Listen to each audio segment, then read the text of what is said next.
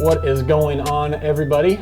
My name is Chuck. I'm the Director of Sales here at VMP, and to my left is Mr. Aaron Mick of Comp Cams.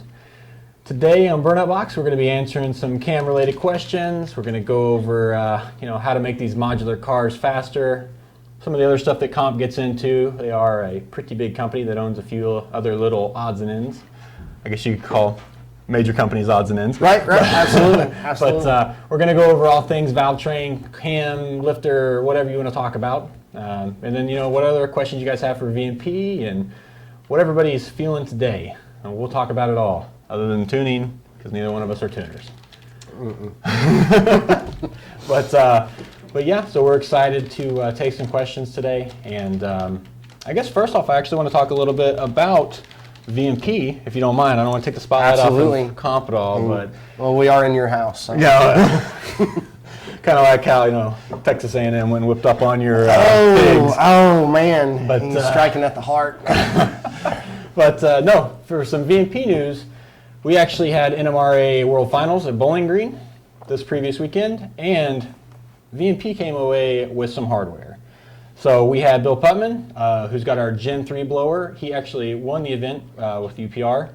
Samantha Moore, running our Gen 3 blower, she actually got third place in Limited Street. And then Michael Sobrowski, Gen 2R blower, he won the class this year and got second place at the event. So we love to see these guys out there running our stuff, making passes, winning events. That's just the VMP way. So big congrats to Samantha Moore, Bill Putman, Michael Sobrowski. Freaking good job, guys. Keep it up. Can't wait to see what you guys put on next year. So, I don't know. That's what I got for an intro. Way to go. Any questions yet, Carrie? We have a whole bunch of, hey guys, what's up? But how do you measure a cam, lobe, and all that?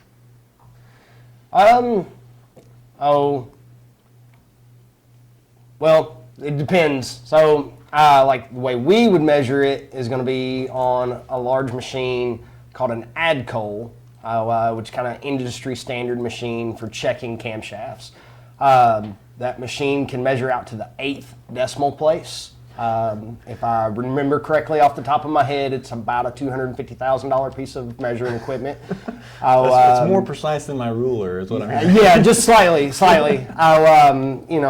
But it's so sensitive that you have to stand the camshaft upright in the machine, because if you turn it on its side, it would measure the sag in the camshaft.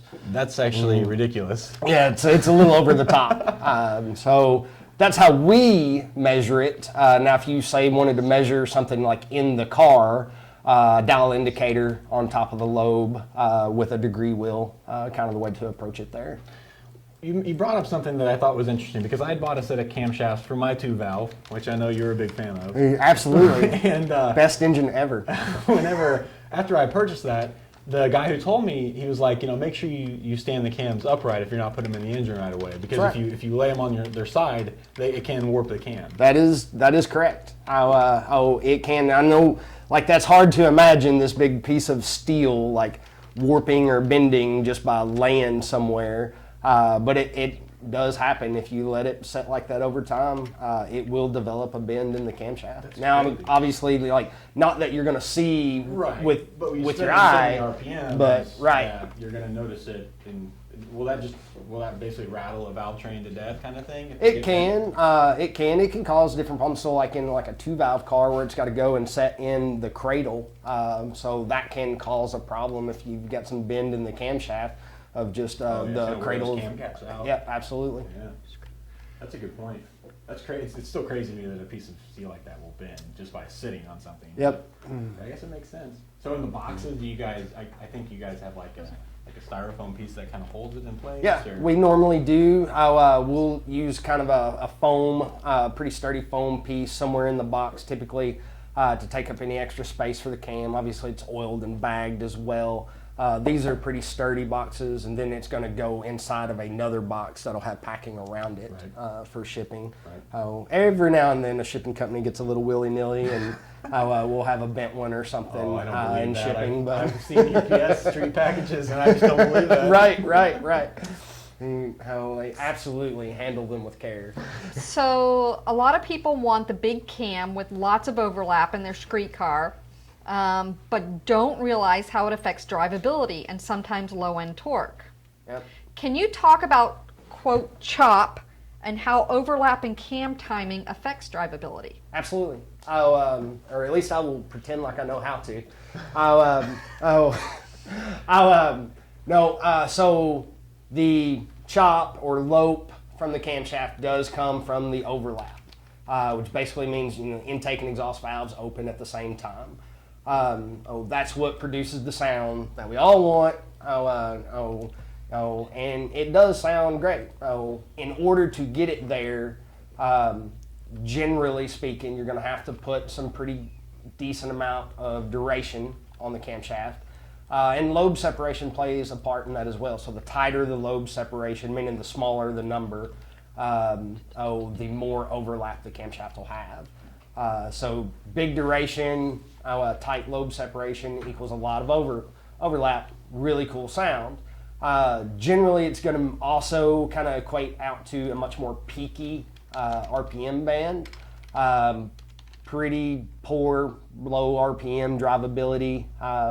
You're going to get into some of those situations, depending on application, size of the camshaft, etc., how much overlap's actually in it. But you might get into a deal where, at cruise, where your setup's at, say 2,800 RPM or whatever, the cam still wants to kind of lope. And that's definitely not what you want when you're trying to go down the road. That probably affects like the overall combustion event if you have overlap at RPM. Yes, absolutely. It can definitely create some drivability issues, and it will definitely, so more duration to get that overlap is typically going to move the power band up, so you're going to move bottom end torque. On a race car, or something just going down a track where we can stall it and gear it to operate in a specific, this 2,500, 3,000 RPM window. Stuff like that's just not important. It doesn't matter. If you're leaving the line at 5,000 RPM, who cares how much torque it makes at 3,500? But if you're driving this thing around and you're cruising in it and you're out having fun, well, all of a sudden, what it does at 3,500 RPM is pretty important. Matters. Because you're going to spend probably a good deal of your driving time around that mid RPM range. So you mean to tell me that these massive cams that they put in the small block Chevy that just chop every 3 seconds probably don't make a whole lot of low-end torque? No, not generally. So it's one of those deals when camshafts are very specific to the application. There is never like, this cam is good for everything. Or there is no, this cam is bad for everything. But you just want to go with whatever size camshaft really is kind of proper for your engine combination, the application of parts you're putting together. Bigger is definitely not always better, although it will sound cooler, but it might go slower. We try to tell people that in the blower world too. Yeah. Well, my 3.6 liter blower made less than your 265. What's wrong? It's bigger. Well, there's some news here. That's right. That's right. Does Comp make a no springs required camshaft set for GT500? Not currently. On a GT500, we don't have anything that is a no springs required. We probably should, though. It's a good point. Popular application. Mention that when I get back to the shop. We are doing a no spring required install on my 19 GT today. We are. So they do make no spring required cams, just not on the GT500. That's right. Yeah, we do it on the Coyotes and the 3 valves, just nothing on the GT500s currently. Is it worth the money to get custom cams on a 4.6 liter dual overhead cam with centrifugal blower instead of getting off the shelf cams? That's an interesting question. So maybe yes, maybe no. So the reason off-the-shelf grinds exist is because there are often common parts applications that people go with. If you've got, like me, an 0304 Cobra car, it's very common to see somebody with 2.3 or 2.9 type blower and bolt-ons and something like that going in. Most guys are using pretty much the same types of parts. We can kind of backtrack from there and make a shelf grind camshaft that's pretty applicable to that. Right. So if you've kind of got that car, well, honestly, a custom grind probably not going to do a whole lot for you. Right. But if you've got something that's a little different or a little out of the norm.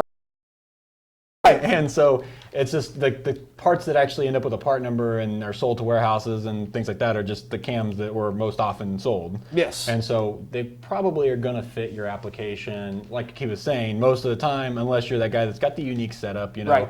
You got some weird head port and you're running some Paxton blower that nobody else really runs, and Yep. you're running it through a C4. There's applications where a custom grind cam makes sense, but Yeah. I would say probably 90% of the time, off-the-shelf parts. Yeah, realistically, probably 90% of the time, an off-the-shelf cam grind is going to put you very, very, very close to whatever I could do for you on a custom grind. Yeah. Oh, That being said, we can always get them for you, though. absolutely. Oh, yeah, as far as that goes, we will make whatever the customer wants. So if you want a custom grind, I'll make sure you get one. Does CompCam have anything for the GT350 yet? I'd love to see some products. We do and we don't. So currently we don't have cam cores for the GT350 that has retained the flat plane crank. We do have cam grinds for the GT350 heads, the Voodoo head, going on to a standard traditional 90-degree crank engine, because a lot of the guys have swapped those heads onto their Coyotes. Yep. And the geometry of that head, the follower and rocker and everything is completely different from the regular Coyote. So we do have grinds for that, but we don't currently have anything for a actual flat plane GT350.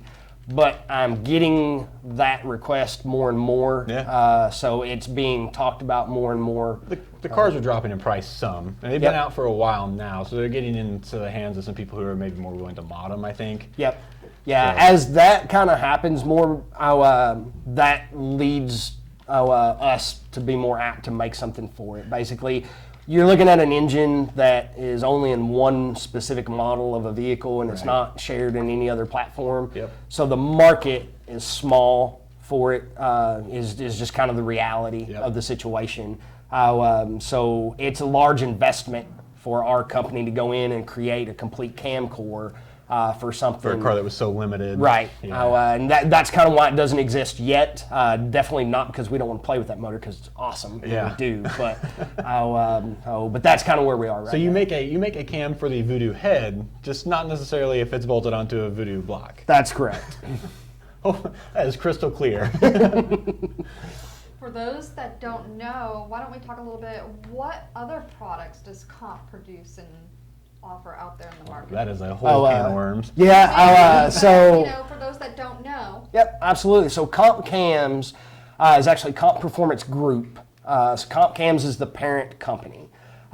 In that umbrella is also fast fuel injection, Zex nitrous, TCI transmissions, RHS cylinder heads, Powerhouse tools, and Inglis, which is an 8-stack induction system, and as well now driven racing oil. Lunati. No. That's not a comp. Not a comp deal. I'll shut my mouth.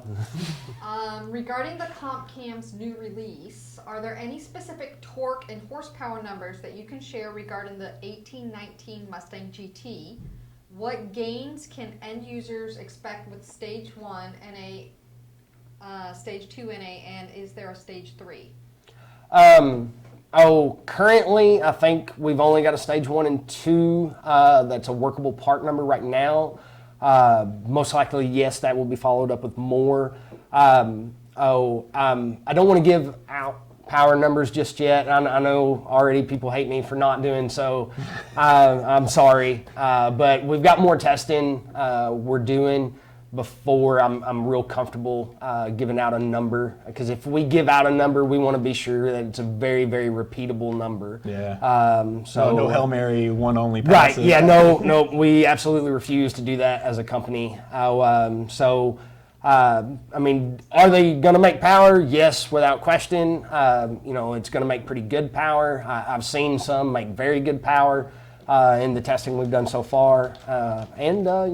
That's part of the reason why we're here at VMP, is doing a little extra testing on some 18 plus Coyote stuff right now. You guys didn't just come to eat tacos. We did not. Okay. Although the tacos were great. Yeah, who knew Florida had great tacos? Yeah, well, it's a surprise of the day. We will, in fact, be releasing power numbers for my car, though. We will. So that's coming out. That is going to be. Those cams are a little. The cams going in Chuck's car are a little bit different. Yep. Kind of a deal. But that's what I was talking about earlier. With every cam was a custom grind at one point in time. Yep. That's kind of what these are. Yep. 100%. They're a custom grind right now. They'll probably be a part number, at least hopefully, because they better make some power. Yeah. It's almost as if we're preparing my car to have a supercharger on it. Almost. Like who would have ever guessed? An 1819 car at VMP, getting ready to have a supercharger. Yep, 100%. Regarding the GT350 grinds, does the Voodoo engine want more duration, lift, although we're kind of maxed out already, or duration and lift?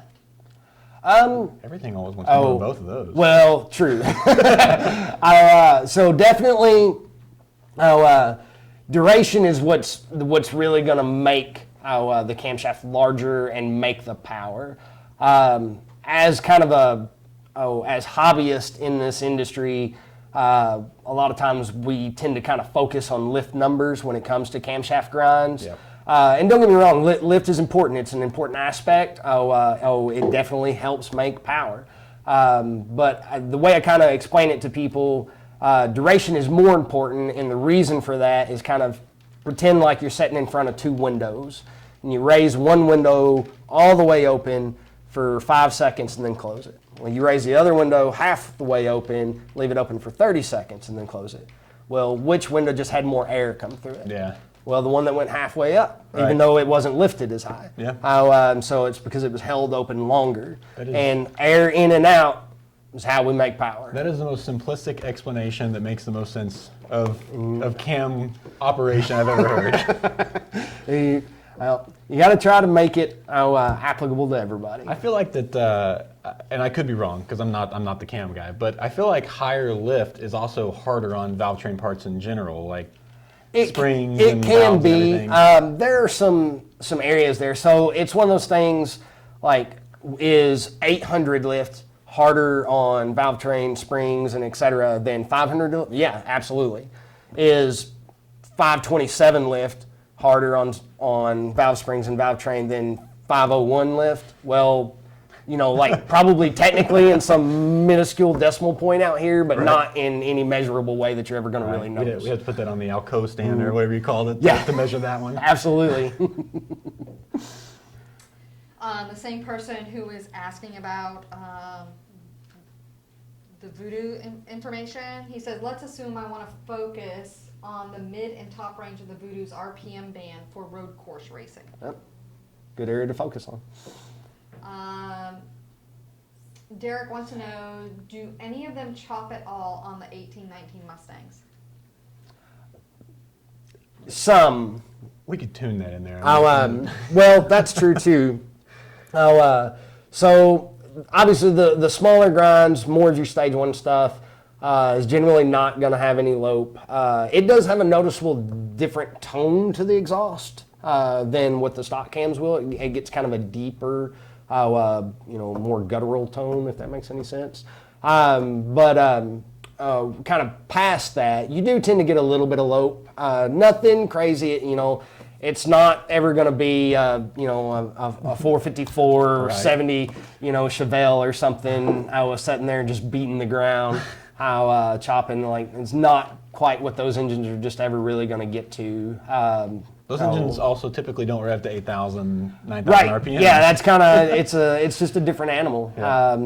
But they do get a little bit of lope, and you will be able to notice it has cams in it. Yeah. So you'll definitely see a difference between it and the stock cam. Right. If just listening, all the cars that we get here, I can tell. Okay, that car's got cams in it. Yeah. It's not, like you said, it's not beating the ground. Right. Surging the torque converter. It's chopping so hard, but you can say like, it sounds like it has cams in it. We're all caught up on questions at this time. Oh wow.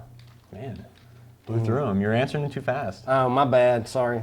Do you want to talk a little bit about what you do at Comp? And you said you've been there 13 years. So I've been at Comp for 13 years. I started, came in on our 1-800 tech line. Kind of got started there. Went through a lot of training to kind of prepare me to answer that phone call when it comes in. Since then, I moved basically from answering the phones as a tech over into I ran our electronic response department for a little bit, which is basically the still answering technical stuff, technical questions, just doing it through email, live chat, web forum based stuff. Did that for a while, and then I moved over into an area now where I'm at, what we call internally engine builder sales. So I still kind of do the same thing. I do sales and I do technical support, but I do it for people that have direct accounts set up with us. So VMP is my account, which is why I'm here.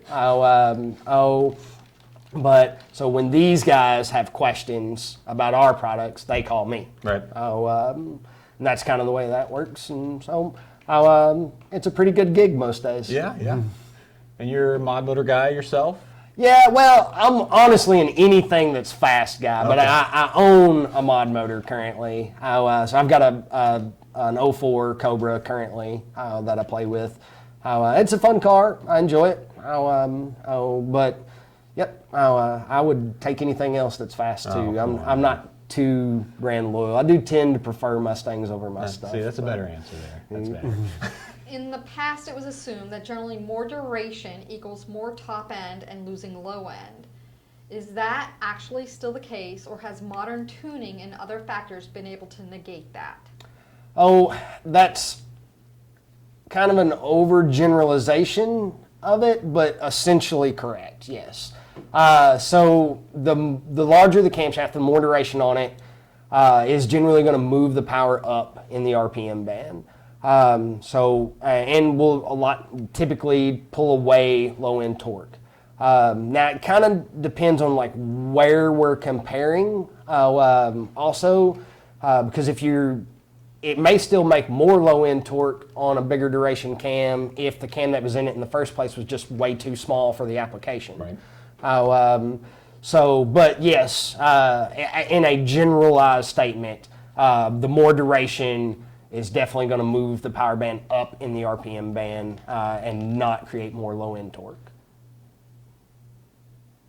That's it right now. Yep. That's a good explanation. You're full of those. I'm well practiced at I feel like pretending like I know what I'm talking about. I feel like you've had plenty of phone calls of trying to figure out a simple way to explain a complicated problem. Absolutely.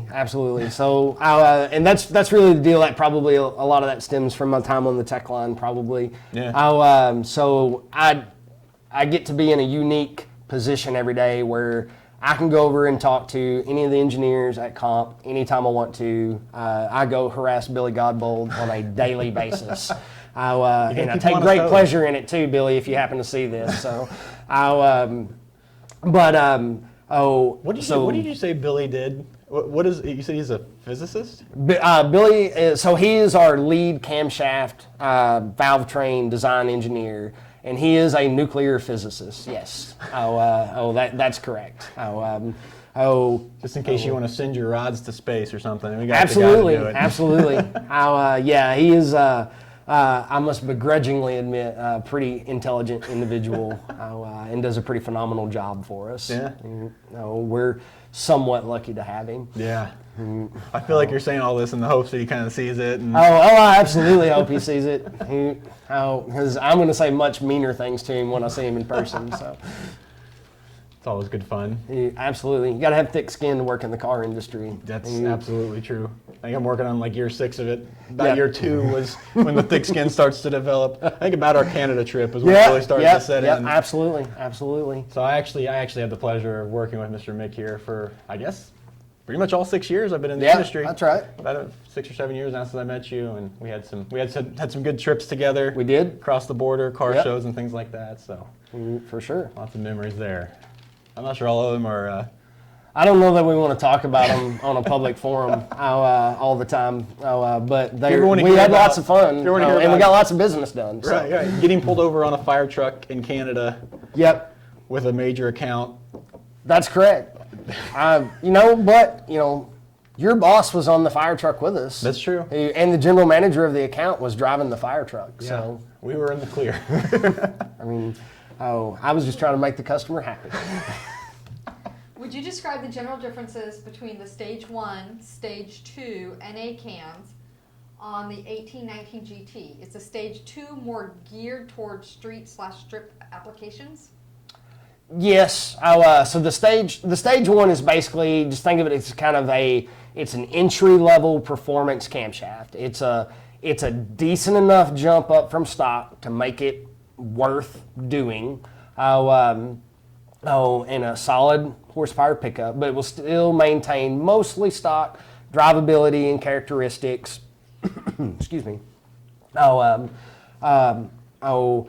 you don't really get into any of the low end torque loss much or anything like that with that entry set of cams. The Stage 2 is kind of an evolution beyond that, obviously.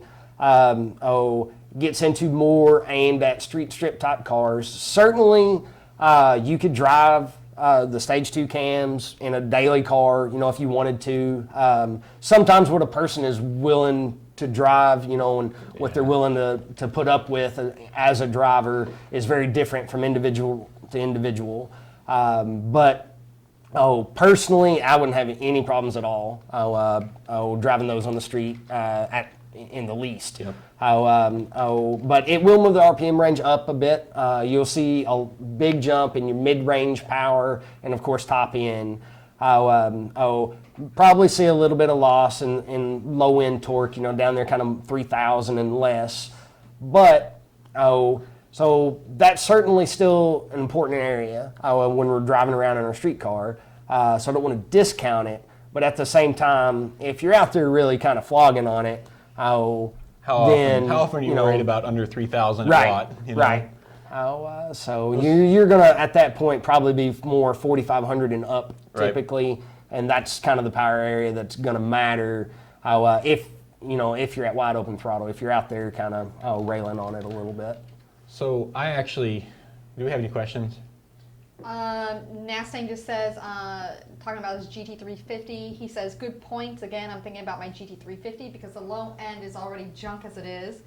If one day a cam package were to be offered, will that low end and daily livability get absolutely abysmal? No, it won't ever get to that. I don't think it'll get any better. No, it's not going to get better. It's kind of inherent in the design of those engines, really. Welcome to Honda life, I guess. Yeah. Oof, man. Wow. Just compared it to a Honda. I mean, don't get me wrong. I daily drive a Honda. They're great, but I'm just saying, got to live in the RPM band. Right. That's right. Got to keep it in VTEC. Yeah. Just stick it in the next gear lower. I'll put a little deeper rear end gear in it. It'll be fine. Yeah, there you go. Problem solved. Yep. But no. Definitely not going to improve there, but it's not going to, we would never put anything out as an off-the-shelf product that's going to that's going to be just terrible down in that area. You could custom grind a cam that would make it terrible. Absolutely, yep, 100%. Slab Shack, who's a regular of ours, who chimes in on, I think, all of our shows. He says, I need variable cam timing for my 393 Winster. Make it happen. I think that one might be a lost cause for me. Nastang, who again is a regular, he's the one with the GT350. He says, haha, I have autocross friends who have said my car is basically a big S2000. Sort of. It's like a two. No offense to S2000 owners, but it's way cooler than an S2000. I think two F22 motors bolted next to each other. That's basically GT350. Right, absolutely. Yeah, those cars are truly awesome. But yeah, they're just they're definitely not designed for low end torque. No, that was one of those cars like I'd probably give a kidney for one of them or something. Probably, Yeah. probably at least half of one. Right. We're caught up at this point. What I was gonna say is that I forgot what I was gonna say. Oh, Actually, now. well, way to go, Chuck. Thank you, appreciate it. I was gonna say, what about some fast stuff? Because I know that's maybe not super Coyote relatable, but I'm sure we saw some viewers out there who are interested in like kind of what Fast does. It's a big company. So Fast offers basically standalone aftermarket fuel injection. So in a different versions. So we've got the self-tuning, self-learning kits. We were the first company to bring those to market. Right. That was when they actually worked. Then slight jab at a certain company. But it's not really. But it was kind of true. Those have done very well. All of our kits, they're made in the U.S., so it's not an offshore piece or anything. Those are great for like a carburetor replacement type setups. Yep. You kind of graduate from so we've got the Easy Fuel, you graduate up to the Easy 2.0. From there, we also have the XFI versions, which is the laptop programmable setup. Right. You guys have it's like a carb setup with like a port spray kind of injection, and then you guys have like individual eight injector setup, and then you have like an 8 injector setup that's programmable by a laptop. Is that the 3 steps? Basically, yeah. And on the laptop programmable piece, there's a few different versions actually. So there's XFI Street, XFI Sportsman, then what we call XFI 2.0, which is kind of our premier kit. So that setup, you can do 8 injectors, you can do 16 injectors. You can do 6-cylinder, 8-cylinder. And it's basically a complete standalone. Which we do have for that guy's Windsor. We do have. I still can't do the VVT, but we can. We'll make more power than that carburetor.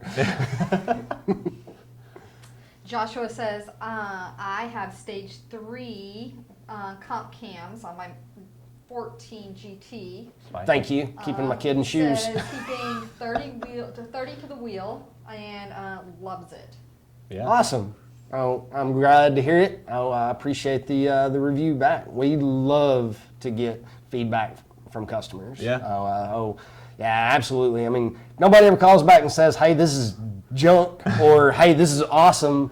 And we never really got to know. So yeah, any feedback, even bad feedback, is still good feedback. We definitely want to hear from customers. Yeah, comp didn't get to where it was today by just like putting the blinders on, like, oh, we messed up, I don't want to hear about it. No, absolutely not. So it's definitely, it's a company run by a bunch of car guys who wanted to make better products for people in our hobby. Having personally met like all the way up to ownership of Comp and worked with them for several years, I have to say like I can't agree more. It's like what we are at VMP. I was telling you yesterday, our sales guys out there replacing control arms on his Mach 1. Right.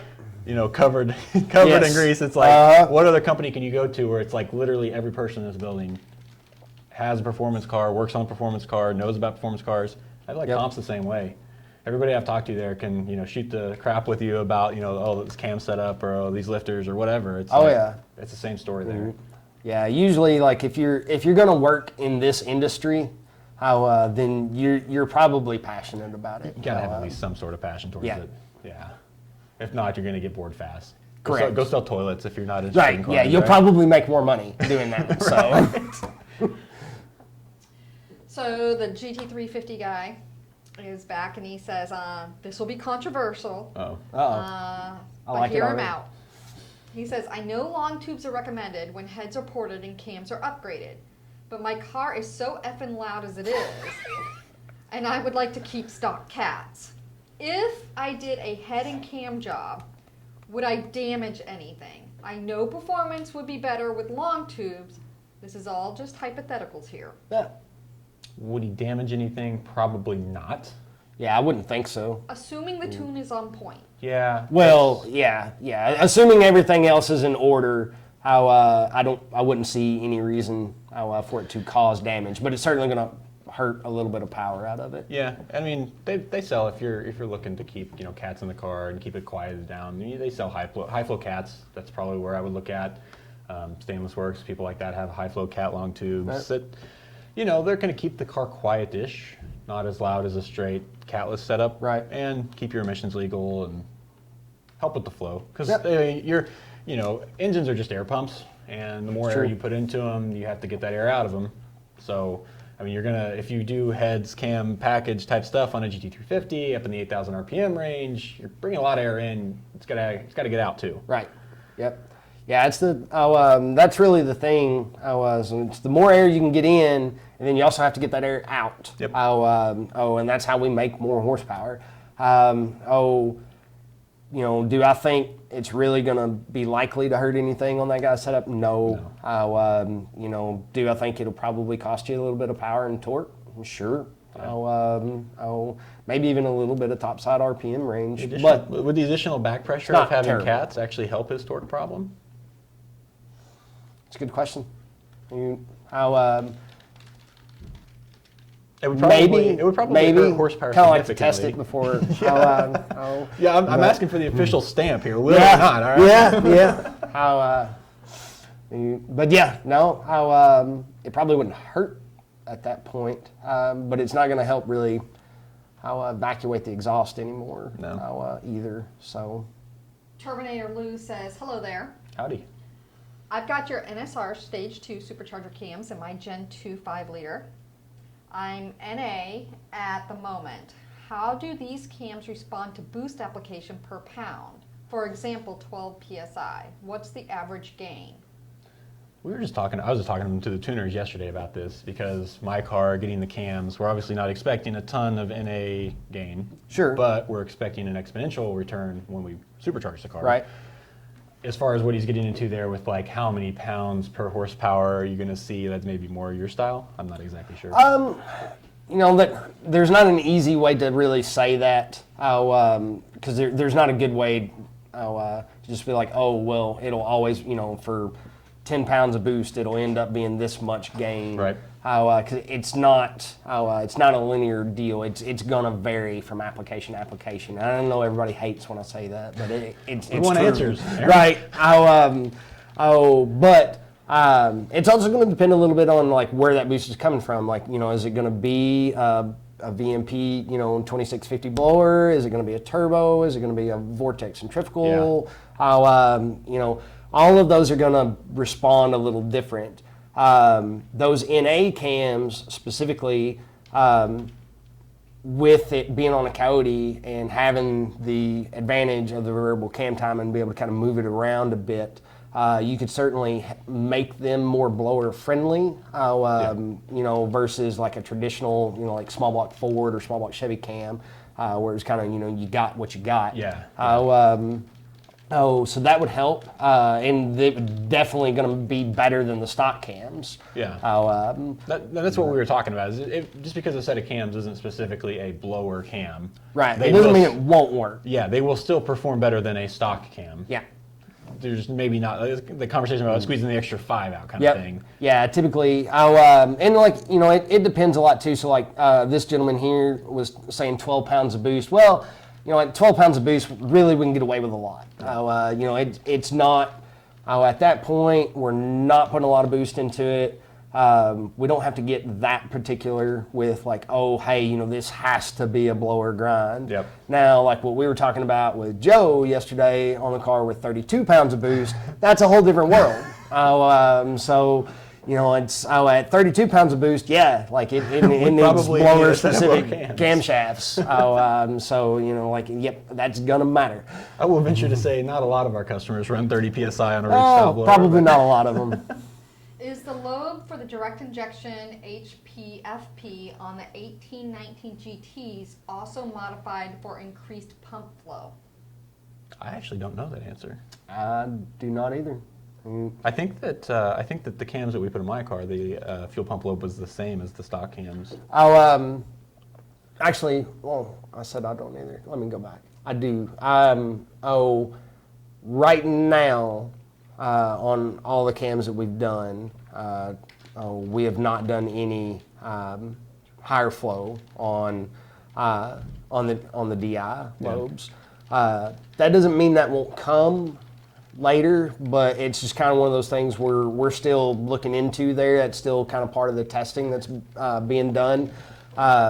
I know you guys did, you guys got real big into that with like the C7 Corvette cam type Yes. stuff. You guys were making lobes for the high pressure fuel pump things Yep. on there, but that was after the car had been out for a while and a lot of research and Yeah. development. And So kind of like what we were talking about at end of yesterday.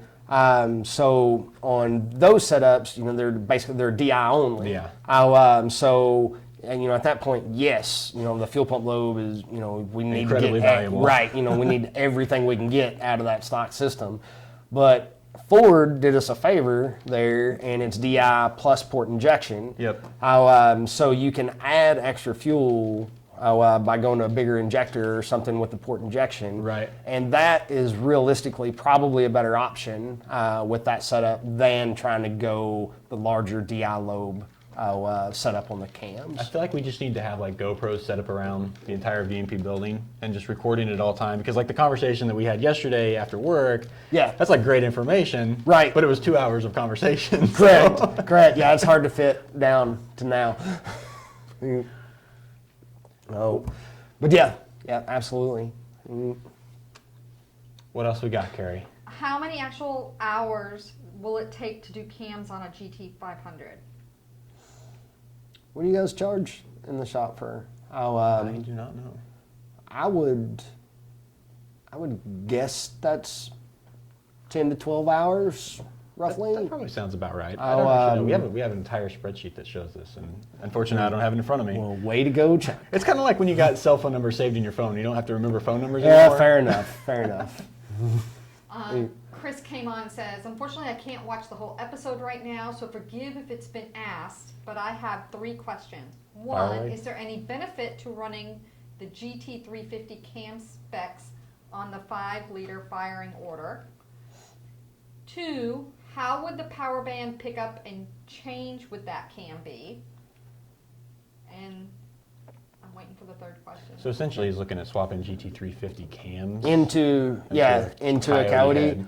Well, actually, so that's gonna not be very good. I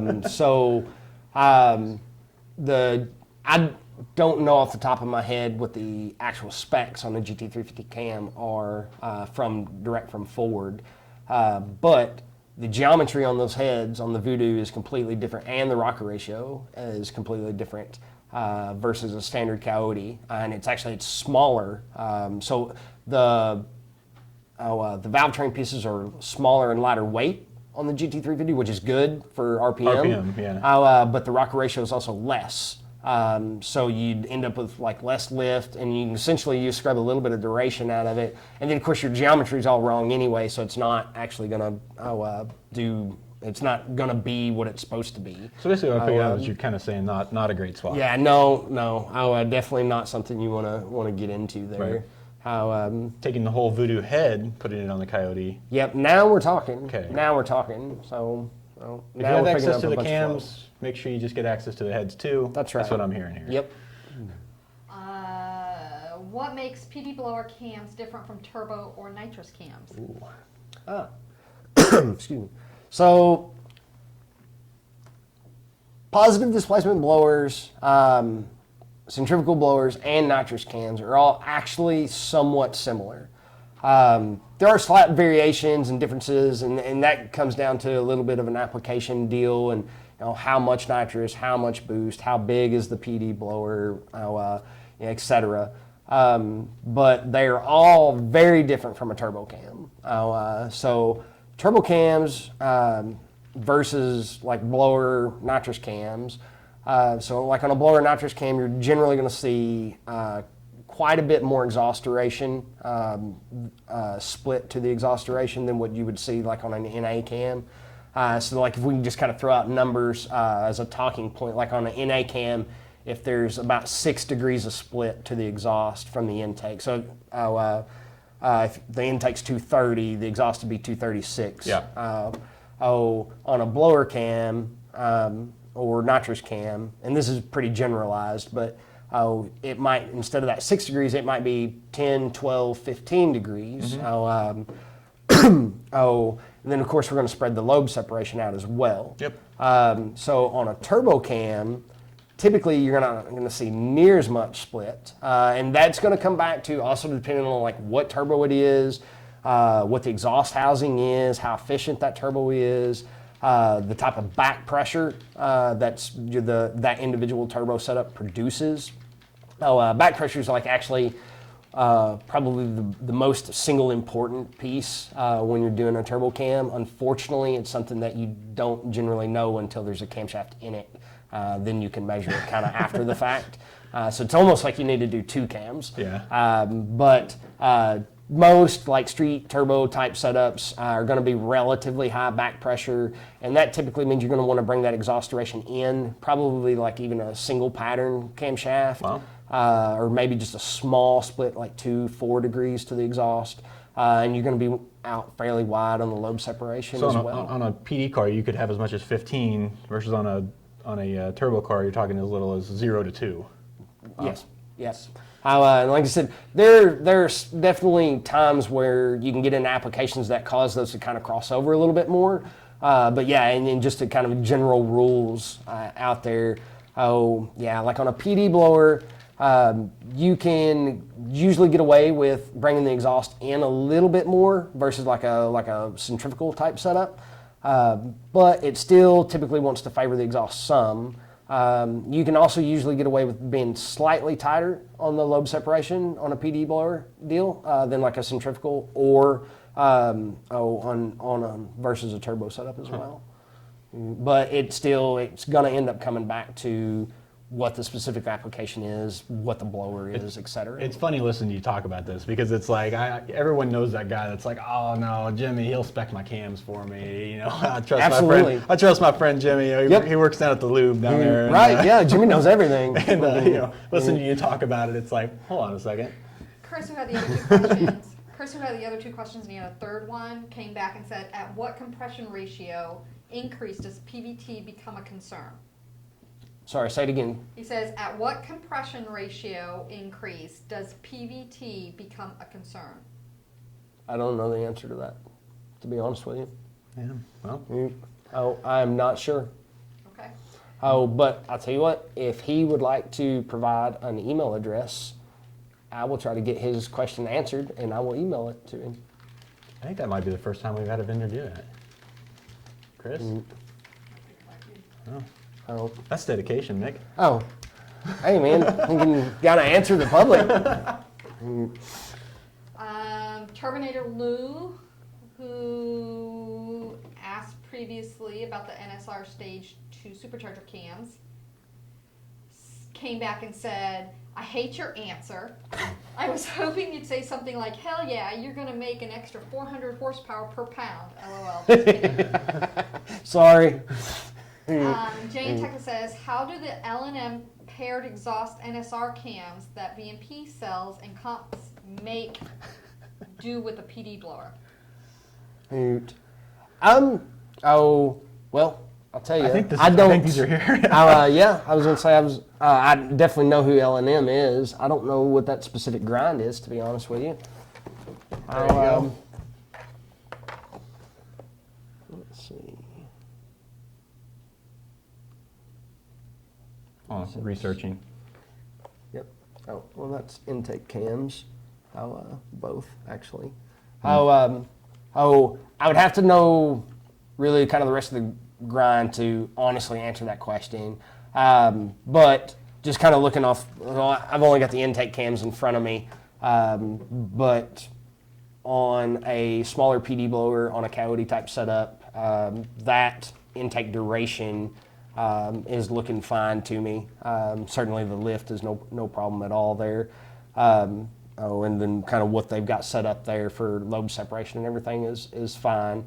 I have to know the rest of the specs really to say, sorry, I apologize, I just don't know L&M's grind right off the top of my head. But most likely they would be very, very good together on a PD blower. In that power range, that cam's going to come into its power band pretty quickly. That ought to work pretty well. Tim wants to know, when stuff says no springs required, how bad is it to add springs? It's never bad to add springs. Never, it's always better to put a heavier, higher pressure aftermarket spring on it. Now, it doesn't mean it's required. So, as the name says, no springs required. It means you can get away with it on a stock spring. But a higher pressure spring from a manufacturer like us is going to be made of a better quality wire. It's generally going to be, especially Converter and nitrous. Which cams would you suggest? I hear keeping the stock exhaust cams keep the torque up. What are your thoughts? Go ahead, Chuck. Hey man, that's not in my league, brother. Sorry, repeat that again for me. Okay, so he's got a 14 Mustang, Gotcha. 6R80 with a 4C converter and nitrous. Okay. So he wants to know which cams would you suggest? Basically. Oh, okay. 14 Coyote. So I'm gonna just kind of take a stab that's probably 3,000-ish area stall. Did he say how much nitrous? No, Jansen, how much nitrous are you shooting at it? Probably call it 150. That's probably Yeah, the it's average. probably somewhere between 100 to 200 is kind of the average-ish Yep. deal. On something like that, something in the 230s at 50. I don't have our grinds listed out in front of me at the moment, but like our stage 2 NA cams is probably a great choice for that setup. But yeah, something in the 230s at 50 is going to be, I think those stage 2s, if I remember right, are like 231, 237 or so, and that's going to be about perfect. Yeah, give us He a call. said he said between 100 and 150 shot. Yep. Give us a call here at VMP. We can get him for you. Ronnie wants to know, is fuel type 93 versus E85 relevant to cam selection on a supercharged F-150 5-liter? He's on 12 pounds of boost currently. So is E85 compared to what? 93. 90. Oh, just 90. Okay. Does fuel octane change what cam you should run? Not typically, no. So typically, I would not change my cam recommendation for 93 octane versus like E85. There are some things you can do in a cam grind, and this would be more in kind of a race setup. Yep. Versus like race gas versus like say a methanol run alcohol engine or something. Sometimes you can kind of pull the exhaust duration back in a little bit to keep a little extra heat in it because it's harder for the alcohol to burn. And there's some stuff you can do there, but most of the time, I would say probably 98% of the time, I just cam it for what the engine is and what the setup's going to want, and the fuel is the fuel. Actually, that's what you're saying about like keeping heat in it if it's an alcoholic car or something like that. It makes a lot of sense. I never really thought about that before, but yeah. So it does tend to help those. That's one of those things probably isn't really going to come into play on a street car on like E85 or something, but on a race car that's, only basically being warmed up in the pits and then going to go make a blast down, a quarter or eighth mile track. Get the cylinders turned up a little bit. Yeah. So it starts to make a little bit more of an impact. Yeah. I've seen intake only side cams before, like L&M does. Do you not really need to upgrade the exhaust side on modern Ford modular engines if you're staying NA? Well, no, you do need to upgrade the exhaust side is really the answer to that. Now, you can upgrade the intake cams and leave the stock exhaust cams, and it's still more power than what the stock intake cams were in there. Yeah. So, that's not wrong to do that. Right. But, certainly if you upgrade the exhaust cams as well, it's just more that you're going to gain. And it's going to be you're already even in better. You're already in the engine. You're already Correct. You Yeah, got you're the already there. Timing cover off. You got everything apart. Yeah, just do Yeah, it. yeah. At that point, really, because what you really get into at that point is you're going to end up with a reverse split set of camshafts. So your intake duration is going to be larger than what your exhaust duration is. Assuming that you're going to be on aftermarket camshaft lobes like ours or something, they're way more aggressive than what a factory lobe design is. Yes, will it make more power by just doing that? And is that a kind of a little bit less expensive way to approach it? Absolutely. And man, if that's what the budget fits for that car, go with it. Yeah. Doing intake cams is 100% better than doing no cams at all. That's right. But if you can save another few months or whatever you need to do or whatever, and squeeze in the exhaust cams with it, also even better. Yep. Yeah, I'm kind of learning, as we're watching the step-by-step process on my car. It's not an easy job. It is not. It's not stabbing an old 305 Magnum cam in a 383 Chevy. It's a little bit more involved. Nasty, who was just asking about the side cam, said, "Cool. I figured if you crack open the block, you might as well do it all." Was my thinking anyway. Yeah. That's really the thing. Because at that point, I mean, yes, the extra two cams themselves are going to cost you a little bit more money, but other than that, like if at any point after you've done that, you decide, hey, I want exhaust cams, well, now you got to pay these guys or somebody like them another 10 hours worth of labor to go back in there and do what you could have just done up front. Yep. And so it's kind of one of those spend a little bit more money now things to save you more money down the road. And oil pump, gears, and sprocket while you're in there. Absolutely. Because especially if like you're that any far county into this car. deal, just go ahead and do it. Yep. I guess you could get into you could really get into the weeds with that though. Well, if I got the intake off, you might as well just do the blower. True. Well, I mean, but hey. But not to take away from your cam suggestion's absolutely correct. Right. We're caught up at this point. What time are we looking And at? it's 2:30. Oh man, time flies. Well, thank you everybody for tuning in. I do want to give one last shout out to our VNP team out there running an NMRA. I can't talk now. NMRA. NMRA at Bowling Green. Like I said, we have Michael Sobrowski, Bill Putman, Samantha Moore, all three coming away with hardware. Great job, guys. We appreciate what you guys are doing for the VNP brand. Keep on doing it. We'll keep on supporting you. And thanks for tuning in today. Thanks for the questions. Thanks to Aaron, Mick, Comp Cams coming and hanging out with us.